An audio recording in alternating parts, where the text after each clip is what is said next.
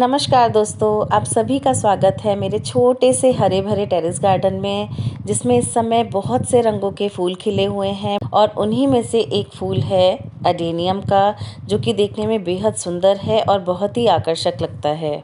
मेरे पास लगभग 10 अडेनियम के पौधे हैं, जिनको कि मैंने सीड से ग्रो किया था और उन्हीं पौधों की कटिंग से भी मैंने कुछ पौधे तैयार किए हैं। तो ये जितने भी पौधे आप देख रहे हैं, ये सभी सीड ग्रोन हैं। और ये वाइट वाले की तो कहानी बहुत ही इंटरेस्टिंग है।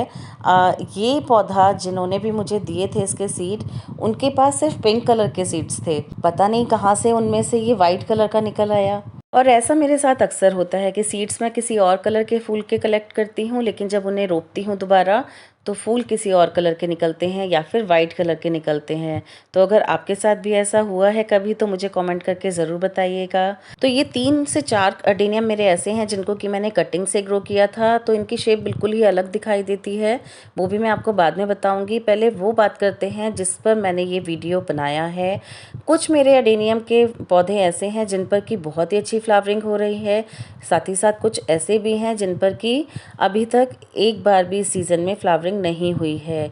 तो इसके क्या कारण हैं, क्यों ऐसा हुआ कि कुछ पर फ्लावरिंग हुई है और कुछ पर नहीं हुई है, और कैसे इस पर फ्लावरिंग लें, इसी टॉपिक पर आज हम बात करेंगे। तो वीडियो को पूरा ज़रूर देखिएगा। और अगर मेरा वीडियो आप पहली बार देख रहे हैं तो प्लीज़ मेरे चैनल को सब्सक्राइब भी कर लीजिएगा, बेल आइकन को भी प्रेस कर लीजिएगा, जिससे कि मेरे न्यू वीडियोस के नोटिफिकेशन आपको मिलते रहें। मेरा चैनल गार्डनिंग का चैनल है।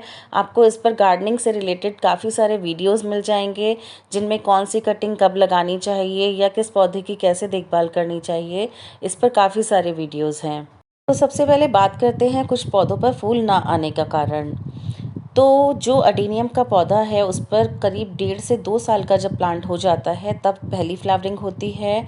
और धीरे धीरे फ्लावरिंग जैसे जैसे पौधा बड़ा होता जाता है, उसके अकॉर्डिंग बढ़ती जाती है। यहाँ पर देखिए, मेरे जितने भी बड़े पौधे हैं जो आपको काफ़ी मैच्योर दिख रहे होंगे, इन पर दूसरी बार फ्लावरिंग स्टार्ट हो चुकी है। ये इनकी इस सीज़न की सेकेंड फ्लावरिंग है। और इनमें से 2 पौधों में तो सीड पॉट भी बन गए थे। हालांकि सीड्स बहुत हेल्दी नहीं थे, लेकिन सीड्स आए थे और उनको मैंने सेव भी किया है। उनको मैं ग्रो करके देखूंगी, मे बी उनमें से कुछ पौधे मेरे रेडी हो जाएं। तो ऐसा क्यों हुआ कि कुछ में 2 बार फ्लावरिंग हुई और कुछ में एक बार भी नहीं हुई? तो इसका सबसे बड़ा कारण ये है कि जब हमने इसकी फरवरी के मंथ में इसकी हमने प्रूनिंग की थी, तो जो मैच्योर प्लांट थे और जिनसे हमें पता था कि फ्लावरिंग होने वाली है, उनकी मैंने बहुत ही कम प्रूनिंग की थी, बहुत ही छोटी छोटी प्रूनिंग की थी।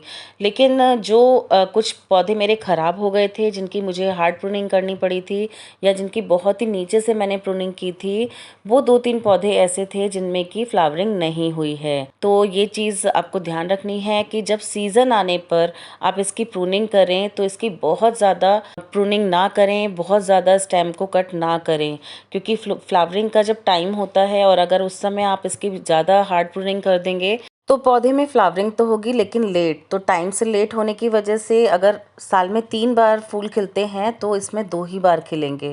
देखिए, यहाँ पर अभी कुछ पर नई बर्ड्स बनना शुरू हो गई हैं, कुछ पर ऑलरेडी फ्लावर्स आ चुके हैं और कुछ पर अभी बर्ड्स बन रही हैं। जो फर्स्ट टाइम में मेरे 2-3 पौधों में फ्लावरिंग नहीं हुई थी, उनमें भी फ्लावरिंग हो गई है। तो जो सबसे मेन कारण है वो यही है कि अगर आप ज़्यादा उसकी हार्ड प्रूनिंग कर देते हैं, तो उसमें फ्लावरिंग नहीं होगी, और अगर प्लांट मैच्योर नहीं है तो भी उसमें फ्लावरिंग नहीं होगी। प्लांट अच्छे से मैच्योर हो जाएगा तभी उसमें अच्छे से फ्लावरिंग भी होगी। सेम यही चीज़ हुई मेरे जो मैंने कटिंग से पौधे तैयार किए थे उनके साथ, क्योंकि वो बहुत ज़्यादा लंबे हो गए थे और जब मैंने उनकी प्रूनिंग की तो काफ़ी नीचे से मैंने उनकी प्रूनिंग की, तो इसलिए उनमें से फ्लावरिंग नहीं हुई। हालांकि जो मैंने प्रून किया हुआ हिस्सा अलग से लगाया था, उसमें बहुत ही अच्छे से फ्लावरिंग हुई। तो ये जो आप देख रहे हैं, ये कटिंग से तैयार पौधे हैं और इनका जो कॉडेक्स है वो आप देख पा रहे होंगे। इनका कॉडेक्स बिल्कुल वैसा नहीं होता है जैसा कि सीड से ग्रो हुए वालों का होता है, क्योंकि सीड से जो ग्रो होता है उसकी कॉडेक्स की शेप बिल्कुल डिफरेंट होती है।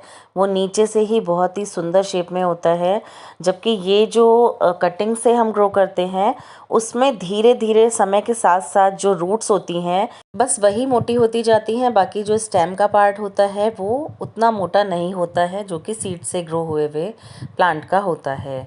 तो ये जो 2 कंडीशंस मैंने आपको बताई हैं, एक तो प्लांट मैच्योर होना चाहिए और दूसरा प्लांट की जो प्रूनिंग है वो आपने सही से की है तो आपके प्लांट पे 100% फ्लावरिंग होगी ही होगी।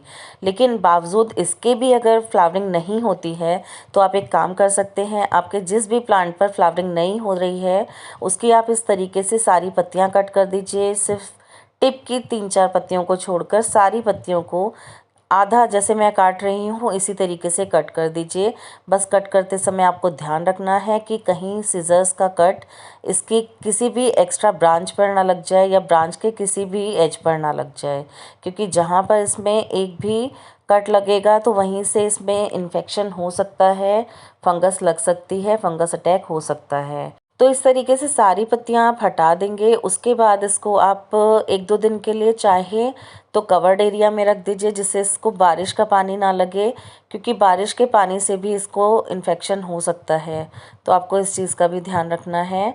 इसके बाद आप इसमें कोई भी फर्टिलाइज़र ऐड कर दीजिए, चाहे आप 1 मुट्ठी वर्मी कंपोस्ट ऐड कर दीजिए, चाहे आप इसमें 4 से 6 दाने डीएपी के डाल दीजिए, या फिर अगर आपके पास बोन मील है तो आप इसमें 2 चम्मच बोन मील भी ऐड कर सकते हैं। बोन मील बहुत ही अच्छा होता है एडेनियम के लिए और बहुत ही अच्छी फ्लावरिंग भी होती है बोन मील को ऐड करने के बाद। तो ये 2 काम करने के बाद आपको दिखाई देगा कि इसमें कुछ चेंजेस आपको मिलेंगे और इसमें बर्ड्स बनने लगेंगी। तो आप ये काम करके ज़रूर देखिएगा। और अब सितंबर स्टार्ट हो गया है तो अब आप इसकी हार्ड प्रूनिंग भी कर सकते हैं, यानी इसकी प्रूनिंग भी कर सकते हैं। इसकी लेगी ब्रांचेस की प्रूनिंग आप इस समय कर सकते हैं। सितंबर के मंथ में अडेनियम की प्रूनिंग, रिपोर्टिंग दोनों ही काम किए जाते हैं, तो आप इनको कर सकते हैं। लेकिन ये काम करते समय ध्यान रखिएगा कि बारिश का पानी और नॉर्मल पानी भी पौधे को बिल्कुल भी ना लगे।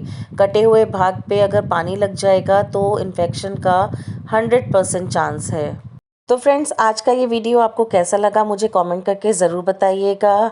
मिलते हैं नेक्स्ट वीडियो में एक न्यू टॉपिक के साथ। तब तक के लिए गार्डनिंग करते रहिए, स्वस्थ रहिए, मस्त रहिए। Take care and bye bye.